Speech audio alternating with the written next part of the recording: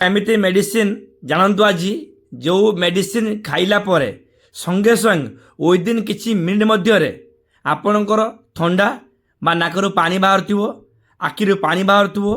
आपणकर बारंबार छिंक यही सब कंडीशन केमिति ठीक हम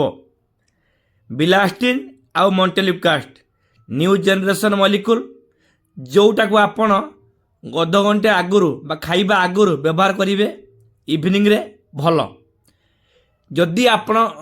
रनिंग नोज थंडा सर्दी काश छिंक ए सिम्पटम आपण देखा जाउची तो आपण गोटे टैबलेट संगे संगे नहीं जिबे